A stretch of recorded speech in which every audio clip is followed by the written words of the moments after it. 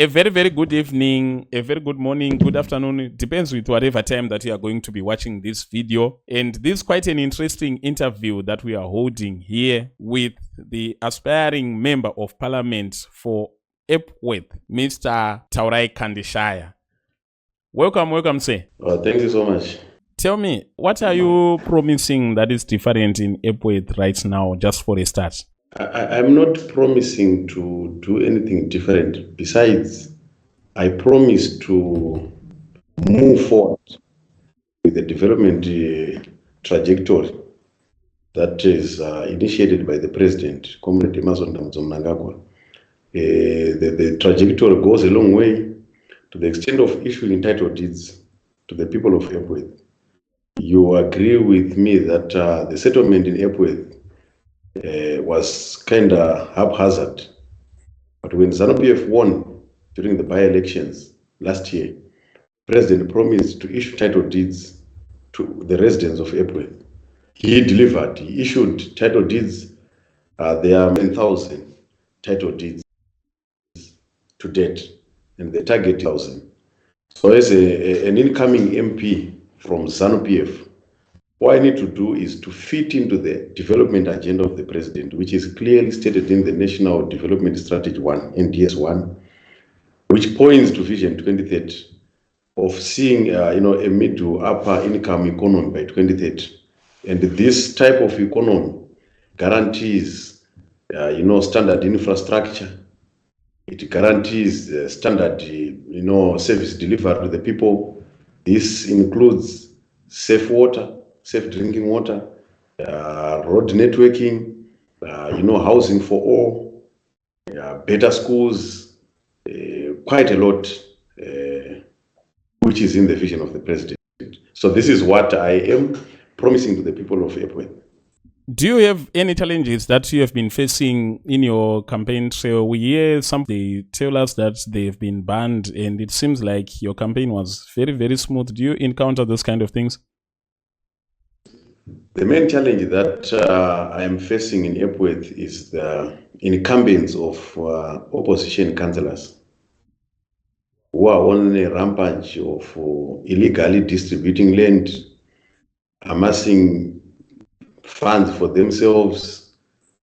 Some are even trying to finance their campaigns from people's stands, among other things. But as a law-abiding citizen, one who respects the constitution of the land, I have not yet faced challenges in terms of holding rallies, because what you need to do is to go back to the constitution. What does the law say? If you want to have a gathering, you notify the police, you apply to the police. By applying to the police, you are not exposing yourself, you are actually seeking protection. Because remember, it's a criminal offense to disturb a public gathering. If people are attending a church or a rally, and somebody comes from outside to try and disturb the rally, it becomes a criminal offense. So for you to fit in that category of being protected by the police, you need to notify them.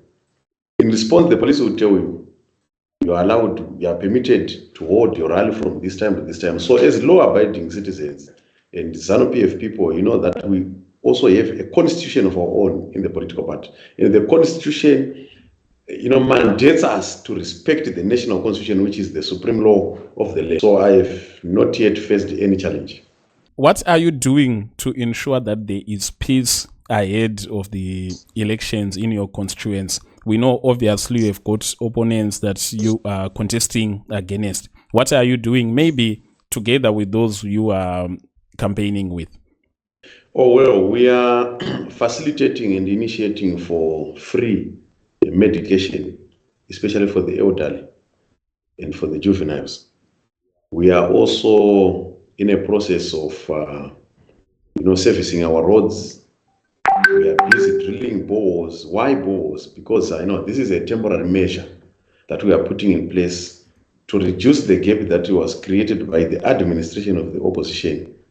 When they came in power around 1999-2000, that is the last time we had safe drinking water from our taps. So we are putting up boreholes.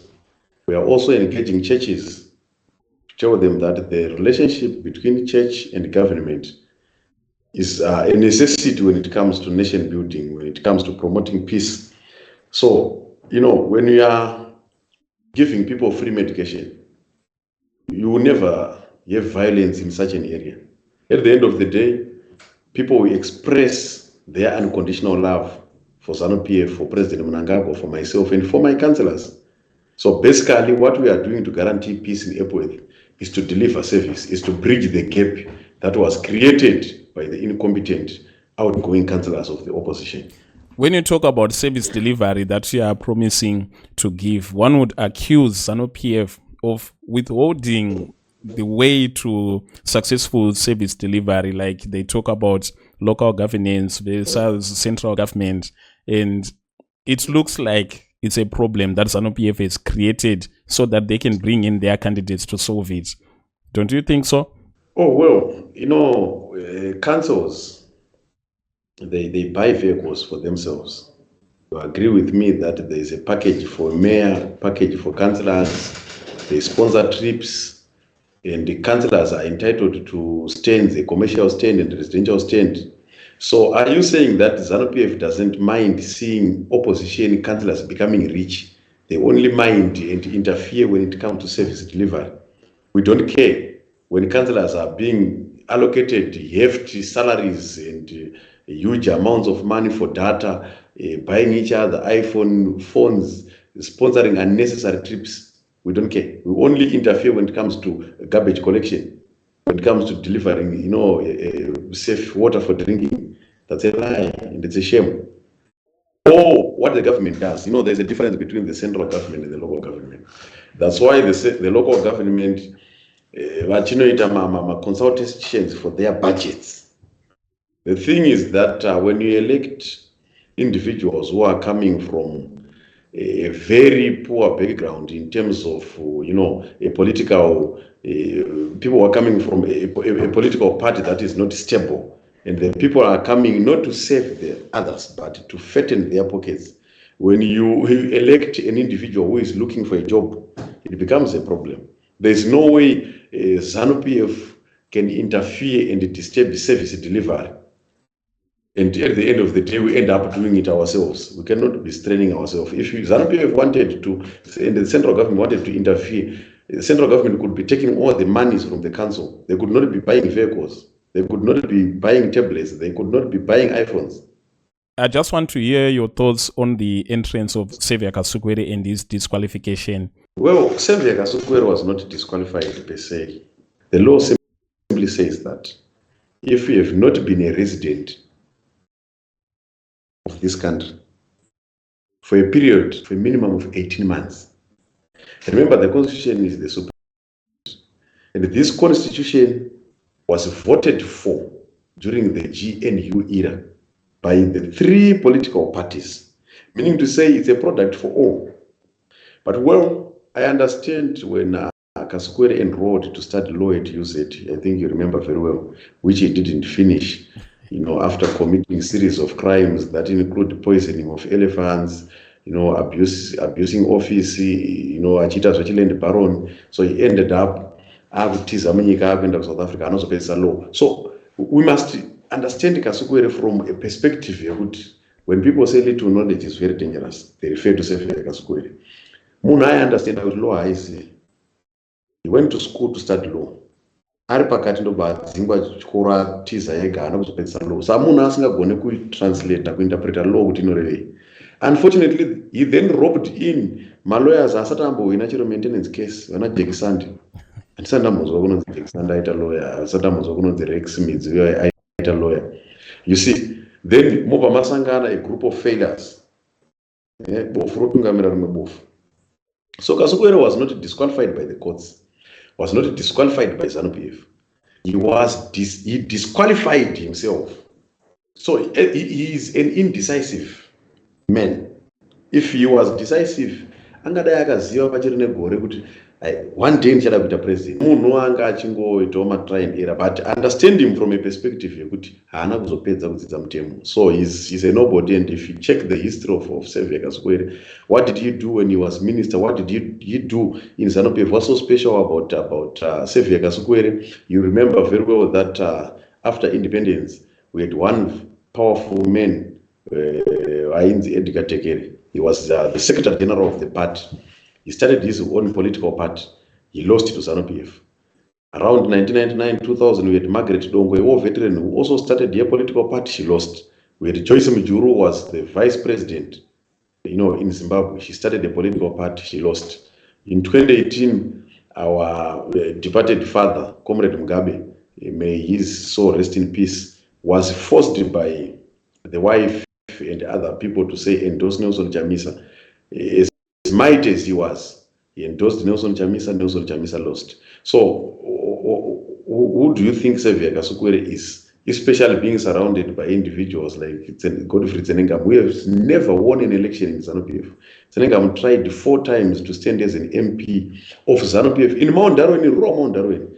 He lost primary elections 4 times. Godfrey Tsenengam was never on the ballot paper administered by ZEC. The only ballot paper that Tsenengam knows is a Zanu-PF internal ballot paper.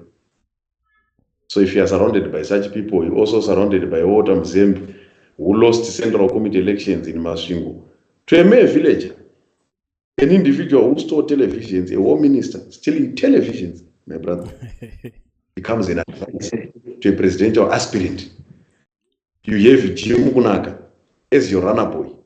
Who likes Jim Kunaka, even his wife, even his kids? I think and I suspect daughters and sons of Jim Kunaka are not even comfortable to have Jim Kunaka on their death certificates. Who likes Jim Kunaka? He doesn't even like himself. So what's there to be afraid of when you think of and look at Saviour Kasukuwere? Finally, would you just give the words that you would want people who are in Epworth, those who are in your constituents, those words that you'd want them to hear ahead of these elections? I just need to say we did peaceful elections. I was born in Epworth. So there's no way we can be violent, because Epworth people, they are my people. I'm their son.